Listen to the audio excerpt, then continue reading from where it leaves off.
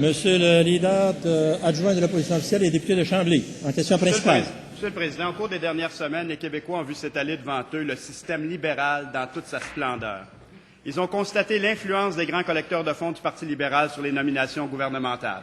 Charles Rondeau, Franco Fava, Marcel Leblanc, Jacques Champagne, pour ne parler que des gens de Québec. Pour le premier ministre, il n'a rien là. Il est très à l'aise avec ça.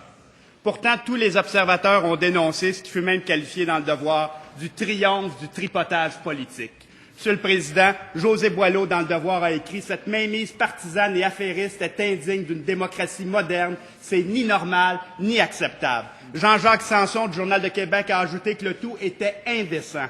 Et quant à Michel David, il écrivait « C'est tout l'appareil d'État qui a été transformé en vaste assiette au beurre. » Monsieur le Président, après avoir lu et entendu ces commentaires qui font l'unanimité, est-ce que le premier ministre est toujours très à l'aise? Est-ce que les grands collecteurs de fonds du Parti libéral ont toujours un accès privilégié à ces bureaux?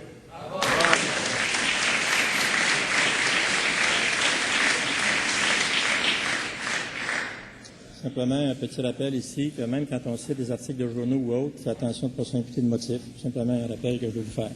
Monsieur le leader du gouvernement. Article de journal pour article de journal. Monsieur le Président, je voudrais quand même vous rappeler celui du 22 décembre 1994, alors que le Parti québécois prenait le pouvoir, et c'était sous le titre « Quoi ou meurt ».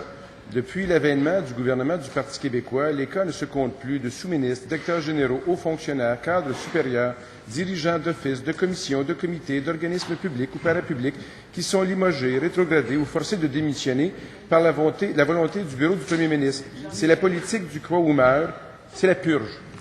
Moi, je veux bien qu'on s'envoie des articles de journaux, qu'on se dise qu'il y a des présomptions qu'on tire de faits qui ne sont pas établis, qu'on envoie des insinuations et des procès d'intention, qu'on tire des conclusions hâtives, Monsieur le Président. Je préfère qu'on se dise qu'il y a, pour ce qui est des mentions qui ont été faites, qu'il y a une commission qui est là, qui va étudier les témoignages, qui va rendre son rapport, et que nous pourrons, à ce moment-là, tirer toutes les conclusions. On pourra peut-être profiter, et j'invite mon collègue à profiter d'un éclairage historique qui lui permettra peut-être d'avoir un ton plus respectueux et modéré, Monsieur le Président.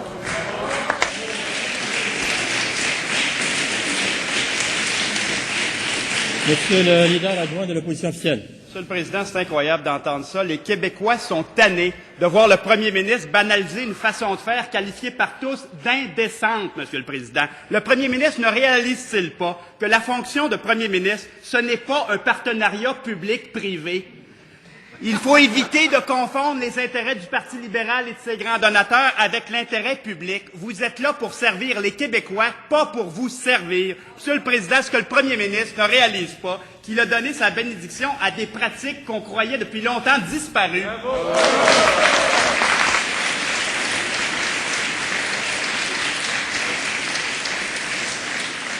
Monsieur le leader du gouvernement. Monsieur le Président, pour arriver à la conclusion, encore faudrait-il avoir des faits. Il n'y a pas ces faits-là qui sont sur la table. Il y a une commission qui étudie les choses et qui nous fera un rapport, Monsieur le Président. Je ne vois pas pourquoi le député cherche à convaincre en haussant le ton, alors que, de toute façon, il n'a pas les faits pour soutenir sa thèse. Ceci étant, à l'égard du premier ministre et du gouvernement actuel, où il veut tirer la conclusion, je pense que la chef de l'opposition tentait de tirer la même conclusion tantôt, que le premier ministre et le gouvernement n'étaient pas en mesure d'agir, de prendre des décisions. On le voit bien avec les décisions qui ont été prises récemment, que ce soit avec l'entente avec la fonction publique pour les 5 prochaines années, qui est historique tellement qu'il faut déposer un projet de loi là-dessus, Monsieur le Président. Lorsqu'on voit la performance du Québec, on ne peut pas sombrer dans des fausses accusations comme celles qui sont faites présentement.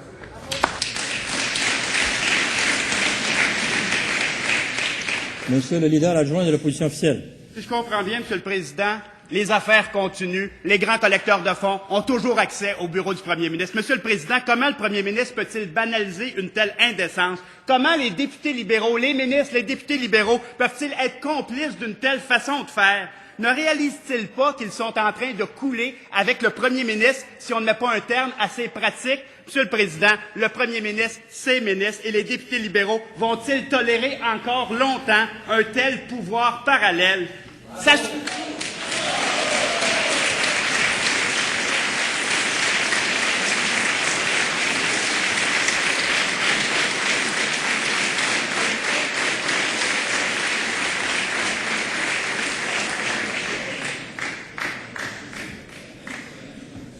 Monsieur le leader du gouvernement.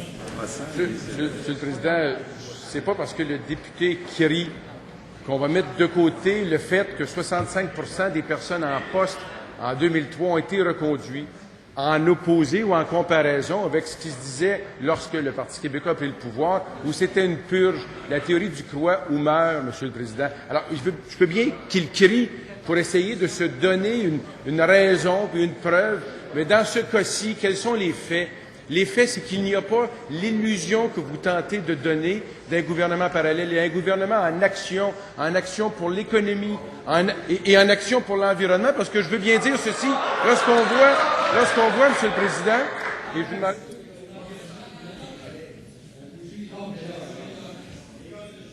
S'il vous plaît. Monsieur le leader de l'opposition. Vous avez 5 secondes, Monsieur le leader du gouvernement.